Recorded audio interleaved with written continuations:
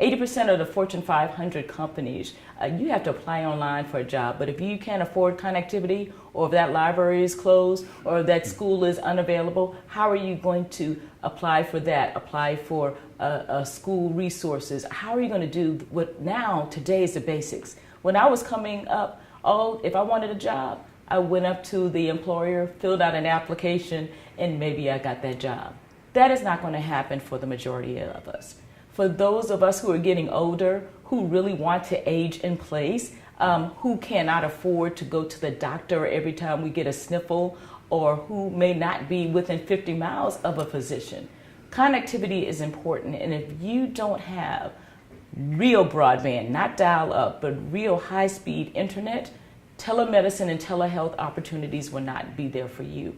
And so we need to really speak to people where they are, what they need, and affirm to them that being connected can help them get to the next level or the next phase of whatever their attainment or opportunities that lie before them. That's important.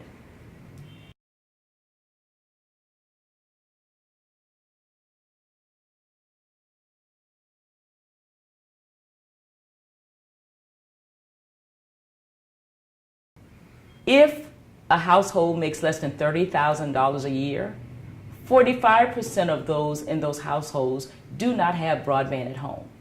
That's a statistic that's unacceptable. It didn't take a whole lot of granular information to draw that conclusion. And so when you know the basics like that, you know that one of the things that is preventing individuals from being connected is affordability. And we know that the gaps are getting wider, they're not shrinking. So if you know affordability is a prime reason for not being connected, let's address that. If we know digital literacy is a primary reason, let's address that. If you know that some people do not think that this is applicable to them, that they need broadband connectivity, then we're ignoring the fact that if you want to have a job in the 21st century, particularly for a Fortune 500 business, you have a 20% chance of getting that job because 80% of those companies have online presence. If you qualify for a social service in this country, at least one in every state has an online-only platform. So regardless of what the stats say, information and data is important. I don't want to discount that. What we know is the reality. The reality is being disconnected in the 21st century assures that you will be on the wrong side of the opportunities divide.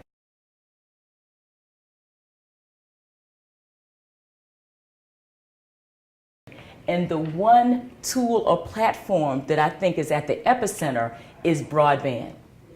Broadband is a tool. The internet is a gateway of opportunities for all of us. And if you don't have a connected America, if you don't have affordability and availability, if in rural communities, on tribal nations, that we don't have targeted programs that will address those information needs of those communities, then we have done less than we are capable of doing. I will use this word, and I don't use it often. We will doom those communities to failure.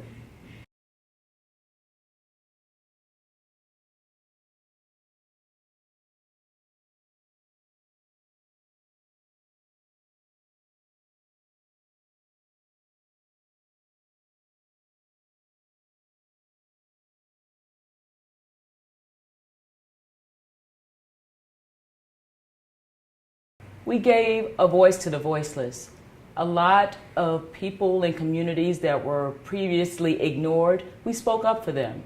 We talked about those 2.7 million children who cannot keep in touch with their incarcerated parents because the rates were too high. We gave voice to those rural communities that cannot take advantage of telemedicine opportunities because the cost of broadband is too high. We talked about those people in the inner city who rely on the Lifeline program, which incidentally is in jeopardy right now. They can't afford the basics. And when I say the basics, meaning a dial tone. And so those communities, speaking up for them, reinforcing how important connectivity is, not only for broadband, but for basic voice services. We spoke up for them. And I continue to believe that this is a legacy that I'm proud of.